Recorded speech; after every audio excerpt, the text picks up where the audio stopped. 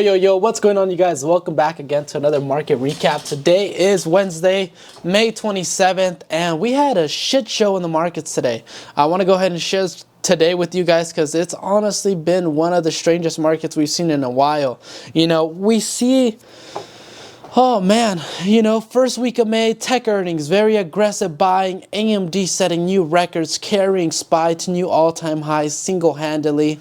You had Tesla jump off of 420, 410, all the way up to what, 440 today? Absolutely insane moves in the market, and then you see tech slow down.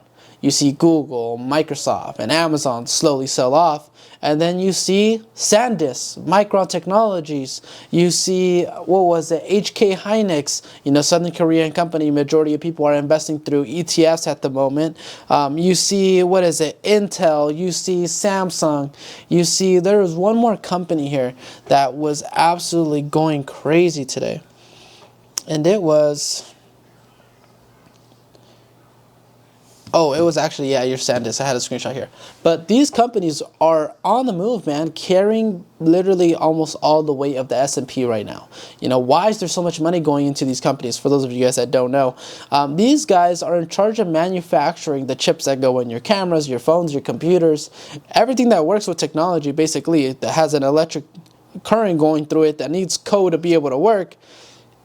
These guys are building it, and there's an almost infinite demand for this stuff. You got third world countries still adopting Windows and computers. Of course, it's not like it was in the 1900s, 2000s. It's far more sophisticated now than what it used to be. But now we're adopting AI all across the globe. You have Mexico, South America, you have, North America, you have Europe and Asia, and, South Africa, all those Middle Eastern, all adopting AI. So there's a massive demand for this. Almost, just like every human out here in the United States has an iPhone, we're trying to essentially replicate the ability for everyone to have access to kind of a language model AI to communicate with, to learn from, and to build. So with this kind of new, we call revolution, like this is genuinely an industrial revolution. When people went from like mailing letters to email, that was an industrial revolution. When people went from phones and like pagers to iPhones, that was an industrial revolution. When people went from horses to cars, that was an industrial revolution. Right now, this is the industrial revolution of our era. We are seeing ChatGPT, we are seeing Claude from Anthropic, we're seeing Gemini, we're seeing Azure from Meta, we're seeing Copilot from Microsoft. Everyone racing to be the #1 power in AI and establish their model for the go-to AI. And this is an infinite money pit.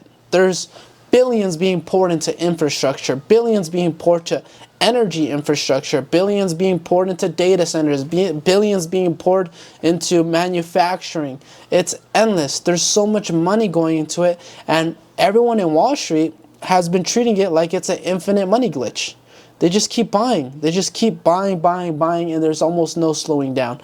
And it's kind of creating this very overweight market where the almost maybe 30-40% of the market's value is sitting in just a handful of companies, a top 10, a top 15, top 20 companies, and whatever these companies perform, it's now impacting the general market. It fluctuates, it ripples throughout different sectors, and this is very important to recognize as an investor, because this is when things get shaky. This is when you kind of slow down on your investing in maybe the Mag 7, some of these companies now at the all-time highs, and you become a little bit more of a stock picker. You're looking for more quality investments, like, hey, it's not overvalued right now, but what can it potentially be in the next 5 to 10 years?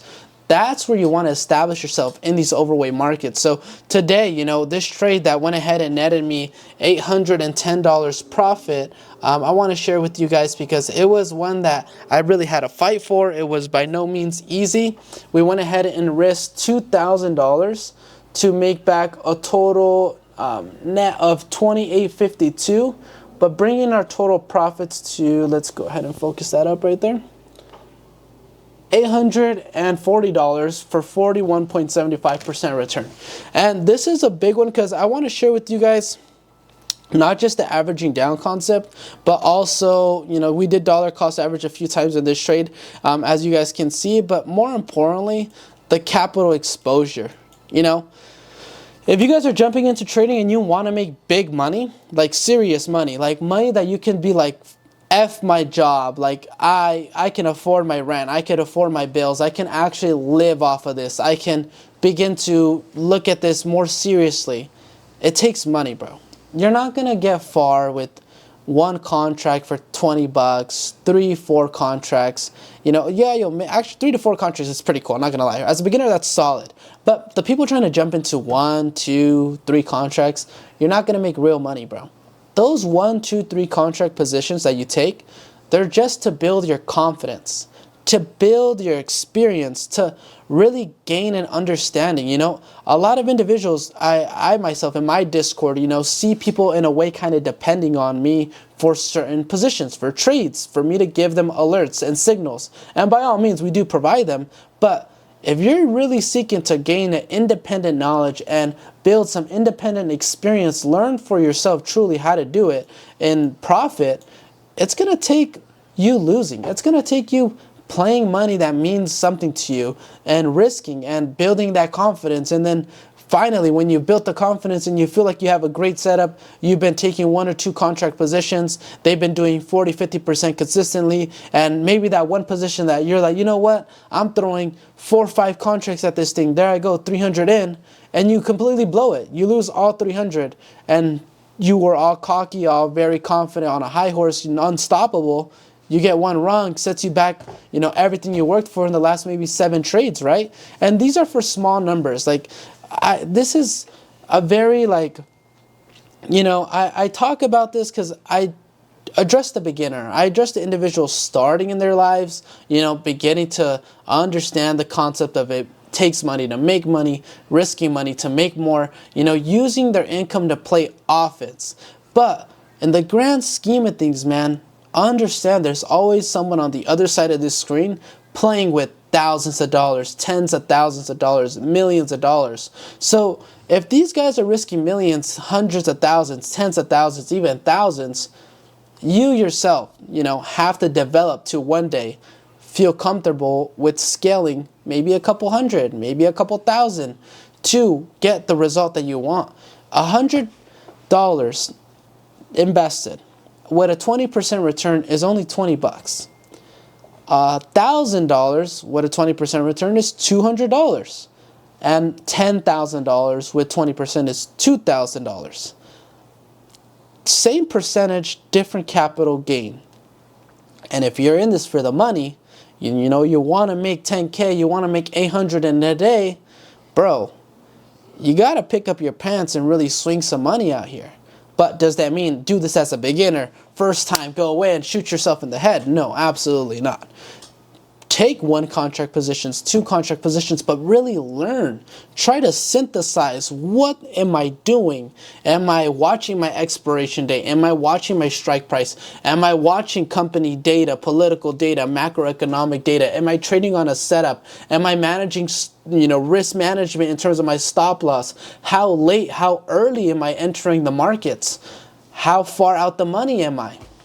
Different components come into play, and understand them. Exert yourself. You know, I've been hearing new people that want to join and work with me say, oh, but I don't have enough time. You know, I want to think about it when I have time. That's BS. Your life is going to stay the same exact way. You're going to wake up, do the same routine, work the same job, eat the same crap, go to sleep at the same time. Nothing's going to change unless you do. So if you want to dedicate, you know, an hour of your time to go and making 40, 60 bucks, by all means, go ahead. But if you're trying to scale, you know, additional income, supplemental income to make more, to progress in using this vehicle, right? Not going to make this general life concept here, but in specific with trading, You have to make time. You have to exert yourself. The reason the traders that make thousands in a day in minutes and hours do that, it's because they're putting in their time. We all had a normal life at once. We all had a 9 to 5. We all have businesses. We all have families. We all have food to cook. We all have bills to pay.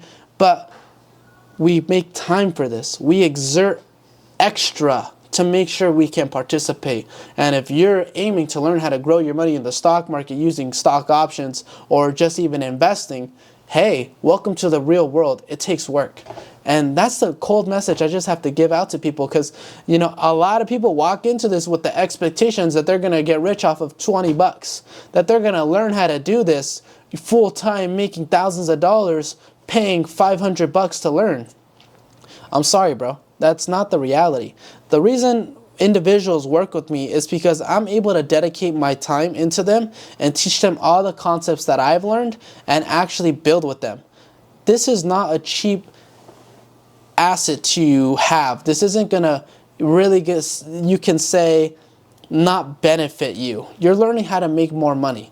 Invest in these while you're young. Stop limiting yourself to the realities and the fear of the money. Money is the cost of opportunity.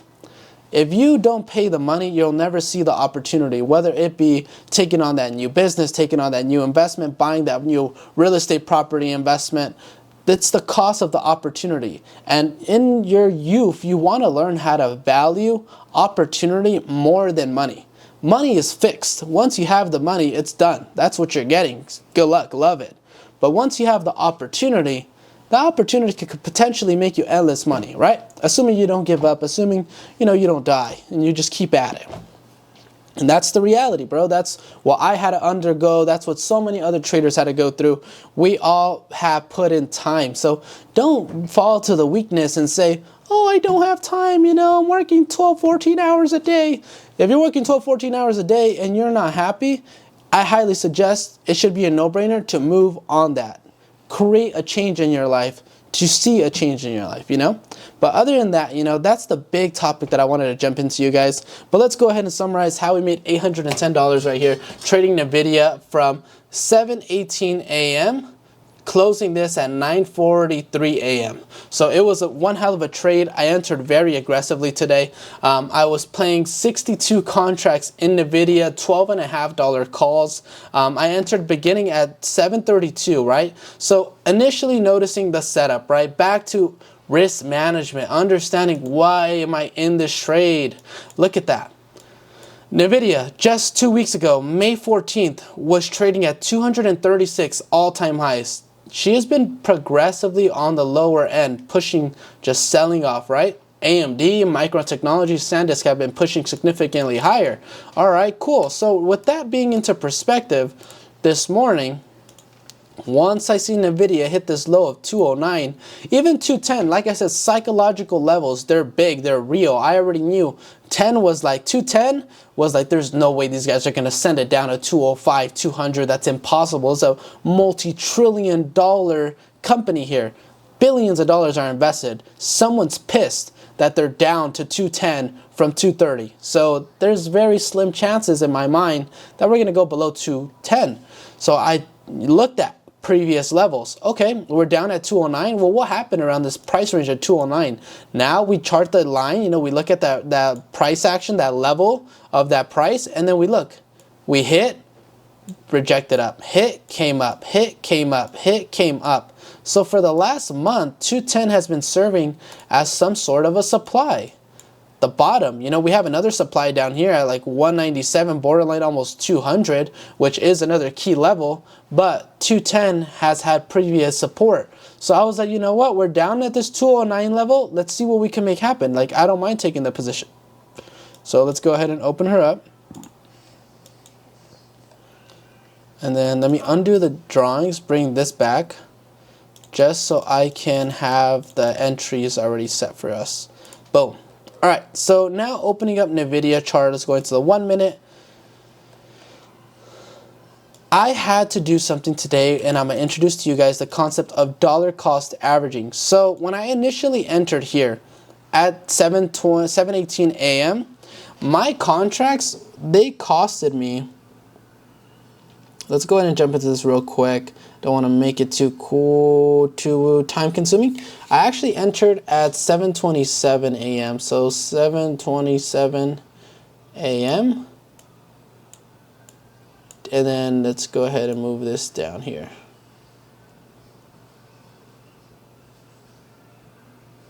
Boom. Okay. That's a bit awkward. All right, and then we exited. Let me go ahead and show you guys the first contracts. I bought 15 contracts for $39 each, and I deployed $585 just to start. $585, one rip. Telling you guys, you got to learn how to expose money. You got to play with money to make it, man. And the banks, they're playing with thousands. They're playing with hundreds of thousands, millions. Do not fear playing with 500, 600. But if 500, 600 is going to set you back financially, cripple you, make you not pay your rent, make you not pay your bills, hey, I highly recommend you run through your personal finances. Check out my personal finance video, and it'll help you gauge what you have to risk. And what you do have to risk, don't be afraid of not risking it. You have to play it. So I entered at 7:27 a.m. and then the final sell and exit of this position was at 9:45 a.m. Let's go ahead and 9:45 a.m. with a net profit of $840 right there. So I have the exit correct and just the entry was off. So initially I paid, like I said, 15 contracts at, I believe, 38 a pop. Let's do this math right here. Yep, 39 each. So 585 bucks. We're going green, we're doing good. Nvidia, I noticed in the morning, has this constant resistance here at 210. Look, 210 rejects, 210 rejects, 210 rejects. And now I'm a little bit anxious. I'm honestly 585 deep and I'm like, man, what's going on? Like, why aren't we breaking above this 210? We're already oversold. What was really scaring me today in this trade was that SPY is pretty overweight. Yesterday we reached an all-time high, or I believe the day before, I think it was yesterday. Yeah, all-time high is 752. I thought we hit 753. Looks like we hit that in after hours, but nothing during market hours so far. But we hit 752, and bro, look at how aggressively SPY has been bought up. This is overweight. This is, bro, back in March 30th, we were at 634. What, almost a month later, we're at 750, new all-time highs. Oh yeah, we did clear that. Yeah, we are way off. We did clear 750. Yeah, we are at all-time highs, bro. So we're pushing, for that 753 today, but I'm noticing SPY kind of weaken out. I'm noticing it exhaust. I'm noticing that getting above that 753 with no real kind of narratives, real bullish kind of, I guess you can say, catalyst for the market. Right now, everyone's kind of afraid of the Iran and Israel war. Everyone's kind of afraid of interest rates hiking. Everyone's kind of afraid of the 5-year and 10-year bond rate. Everyone's kind of afraid of China invading Taiwan. Everyone's kind of afraid of, man, there's multiple components. The midterm elections, will Trump even be our president in the next 6 months? There's multiple negative components out there, right? And I noticed this morning, price action on SPY was pretty weak. We weren't able to clear above this level here at 750, 751 after testing it. When I entered this trade, I entered at 727. Look at how SPY was performing at 727. Literally selling off. If SPY would have lost that 749 support, which she did, she went down to 748.50 at 8:51 a.m. Look at what happens to Nvidia at 8:51 a.m. 8:51 a.m. slowly actually creeping back up. It was during 8 a.m. where we initially started declining. 8 a.m. SPY found its support at 750, roughly 749.47. It's rounded up to 750. And with 749.50 would be a more kind of rounded up, the $0.50 right there. But we seen that support established, but SPY was following this bearish trend all day, showing signs of weakening. And it wasn't until after, later on in the day, AMD, I think, I don't know if it was AMD specifically that caught a bid. I want to say Nvidia for sure pushed up. What really jumped up today was Meta. Meta announces a brand new revenue stream to charge their clients a subscription, and we sent Meta from 609 all the way up to 638 in less than a couple hours. That trade alone, you could have taken, I believe contracts are going for $28 and they ended up being worth $1,200. And I'll recap that. I want to start a new series going over craziest trades and showing you guys the potential of how you can take $28 into $1,200 in one day. It's not easy to do. You might sell a little bit early, but those opportunities do exist in the market, more specifically the stock options market. It's just about, like I said, being present, taking time out of your job, out of your trips to school, out of, you know, your day to participate in those markets and be aware, track price action, set these alerts if you're so busy. When price hits a certain price and you are kind of, you know, noticing this is a key level of support or supply, hey, take the trade off of the level, boom, execute it.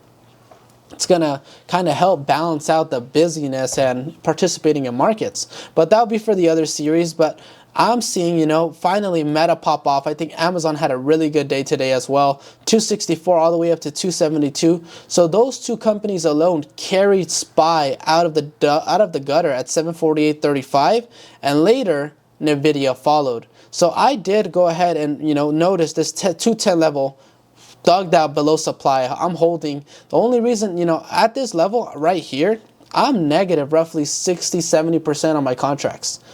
Why am I still in the position, Jerry? Don't you know about a stop loss? Don't you incorporate that? Jerry, what happened to the stop loss? Bro, stop losses will always be there. Now, how early in the market am I?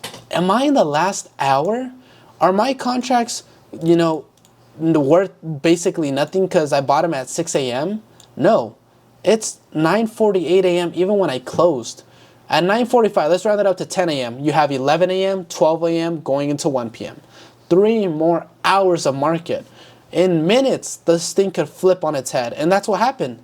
You know, it was a very long time decay. Theta was eating at my contracts, signaling, you know, all these buys, giving the reason right here. You see my first entry right here at 7:27 a.m. My second entry over here at 7:54 a.m. My third entry over here at 8:13 a.m. And my final entry over here at, I think it's 8:17, 8:18 a.m.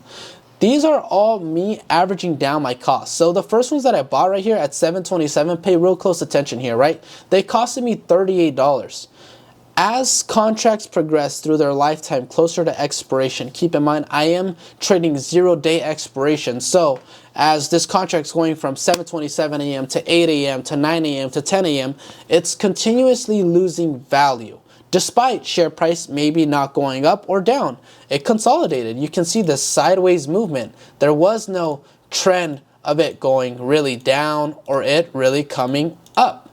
It was pure consolidation. So I did lose a lot of value until that final break above. Finally, these contracts gained value. So while these contracts are just sitting, like I said, the mileage, the car example, you know, a car with 0 miles is going to be worth the most it's ever going to be. A car with 20,000, 30,000, 40, 50,000, 60, 70, 80,000, 100,000 miles begins to deteriorate in value, depreciate in value. Same thing with contracts. So as my contracts were depreciating, you know, within 8 a.m., 8:30 a.m., this is a very high risk position. I'm adding more to the fire. I'm buying more contracts at this depreciated rate to bring down my costs at 38. Hey, if I buy some for 15, 16 bucks, maybe the rest of my position won't be valued at 16 bucks, but it'll be maybe 28 bucks, 23 bucks. The more I buy at this lower rate, the lower my average cost begins to come. Therefore, once charts come back up, I'm back in the profits. And that's how I was able to navigate this position to exit. Even though being at a negative 70%, I was aware of where I was, time positioning in the market, which I highlight to you guys. You know, this is a double-bladed sword. You could be early in the market getting completely clapped, minus 70, 80%, and you can think that in the last 3 hours it'll go your way. It might not sometimes, and then sometimes it will. And that's where, man, you have to have some sort of confidence, some sort of conviction. Like I said, my conviction was this key level of 210 holding up and Nvidia being oversold $20 in less than 14 days. There's scenarios here, right? AMD is pushing for 503. SanDisk is pushing for 1,000. You have Micron pushing for 1,000, completing the $1 trillion market cap. Why is Nvidia gonna tank if it's in the chip sector, just as in demand as the rest of these sectors? GPUs, bro, it's what runs all of Claude, all of OpenAI. They're just as essential. There you go. And I was like, you know what, this key level, I was really kind of scared at first when SPY was tanking to that 748.50 level, but as market progressed and I noticed some sort of supply holding and buyers pushing up, you know, look at this aggressive kind of move from SPY. Once I enlarge the chart, you see how they look when I'm trading. They don't look all small and cute. They are big. Boom, big jumps. Boom, big jumps. Boom, boom, boom, boom, big jumps. Sell off? Fuck, it hurt. Boom, boom, boom, big jumps. And this is hard. To stomach this volatility with this much capital is not easy. Being minus 70, 80% on 2 grand, keep in mind, bro, that's negative 1,300, 1,400 on your screen. You're on your phone, sitting just vulnerable to the mercy of the market, watching negative 1,400, negative 1,300. That takes a lot of composure to sit that out. Not everyone can do that. And sometimes it's more important to enter a position with conviction because it will allow you to navigate those negatives, whether it be averaging down or whether it be trying to exit for less of a loss. And this is a big one, you know, this is where you test yourself. And in trading, when you're first beginning, your money is going to be the price you pay to take the bets on yourself. Are you genuinely right? Did you have a good narrative? Did you have a good setup, a good kind of analysis, right? If your entry was shit, did you average out? Did you manage dollar cost averaging correctly? Did you navigate, you know, the inside, the theta correctly? Different components, bro, and it doesn't happen overnight. And it doesn't, bro, I'm telling you, man, people think there's a cheat code that this is easy. It makes a lot of money, but it takes a lot of really reassurance, really confidence in yourself. Because I was looking at minus 1,400. You know how bad my day would have been if I lost $1,400? I'd be in the gutter, bro. I would be super upset. But with, you know, it's difficult because it's 100% of the portfolio's value. But realistically, understanding your ability as an individual to replace that income helps. If you know you can go and make an extra 200, 300 and 400, even a 2,000, 3,000 in the next couple of days, you're going to be more comfortable with risking more capital. And that's why this all comes down to your personal finance numbers. What is your unique situation? How good are you at creating income with external streams, external income streams to be able to replace the income that you're burning here? That emotional attachment. Don't get me wrong. Am I not emotionally attached to 2,000? Is that what I'm trying to say? No. But I have confidence in my ability to recreate that income due to the demand of, you know, my business and, you know, how skilled, I guess, of an entrepreneur I am. And that's what, honestly, like, when moving capital at this scale, like, that's what helps. And that's why I tell people, like, before getting into trading, if you're going to be looking at this as your mainstream of income, please have something on the side where you can pull extra capital from to take bigger risks, to take bigger investments on yourself, because it's going to help. But that, you know, was essentially this whole kind of breakdown. I waited for her to break above this 210. When she broke above this 210 level here, I knew this aggressive buying happened. We caught some resistance here at 211. I was aware of that due to the previous level here. Look at 211. We couldn't break above it. And then above that, we have another level here at borderline 212. I was like, damn, at this blue line right here is really where I should be looking to get out. And by the miracle of God, we broke above 211. We went for 212. And I wasn't going to be greedy. I pulled the plug, walked away with $840, a 42% return.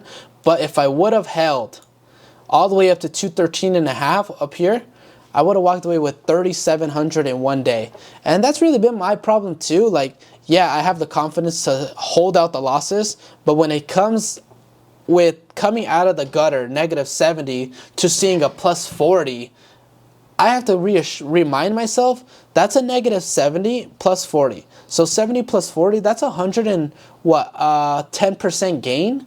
We just made 110% move, despite it not being in the positive and it being recovering some negative. That's a 110% move. I can't be too greedy. I can't go and hold that for a plus 200, 300%, despite, yeah, it being there, aggressive buying, but you have to know how to be content, you know, how to draw the line. And realistically, like, that's what I feel like helps when exposing bigger capital, because 40% on 2000, 42% on 2000 and some change was 840 bucks. 40% on $100 would have been $40. You think psychologically I'm gonna want to sell that 40% at plus 40? I think the psychology would be a little bit different. I would want to hold it longer, expecting more money, more return. Despite that being a really good return compared to the annual yield on Roth IRAs, S&P 500, high yield savings accounts, life insurance policies, you know, the VU, the S&P 500, all these traditional forms of investing, you know, and bro, you got to remind yourself, you got to come to reality sometime, bro. And that's how I viewed it. And I knew that there was selling here at this level around 211.08 or 212. I'm not going to argue with that sell point. Who cares? I, by the grace of God, was able to get out of that negative 70, you know? So you'll develop. You'll see how it works, man. But I hope you guys enjoyed this market recap. This was a longer one because I had to address it, bro. Like, I know only 5 to 10 people watch these videos, but, bro, if you're really trying to make an extra 2,000, 3,000, 4,000, 5,000, 6,000 a month from this, you got to put some big boy pants on and get money going. Get risky, bro. Feel confident, you know? Don't, man, some people go spend 200-300 on gas, bro. You're not going to put 200-300 on yourself. It sucks, bro. And that's the psychology so many people are wired to nowadays, bro.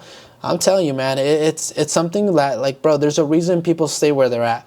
And I tell you, bro, evolve out of that, push out of that while you're young, because you need that. You need to teach your mind to exert, to put more time in. Not that, oh, I don't have time. No, teach your mind to put in the time, to exert, to push for more.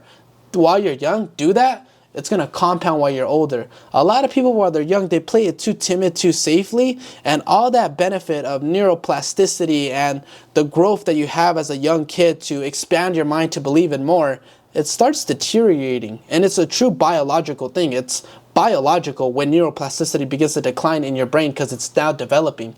Right now, while you're young, bro, it's open to all these ideas, all to these realities. You can push the boundaries of life now more than ever. Just about taking some financial risk and having a vehicle to direct yourself with that's actually productive. That, you know, of course, everything, every business, every investment's offer risk, but manage them correctly and build up more experience so you get to become better. But other than that, man, I hope this market recap's able to help inform you guys and connect with you guys and really reshape the psychology of investing and trading, because it's a high risk market. You have to adapt to that. That's why, you know, these traders, we get paid what we get paid. It's extremely high risk. It's not easy to see minus 1,400 on your screen just disappear in 30, 40 minutes. Oh, that will make some people just borderline blow their brains out. It's real. So be careful with this stuff, but push it, and the success is on the other side. I hope you guys enjoyed this video. Jerry Trades of SoCal Trading Group, over and out.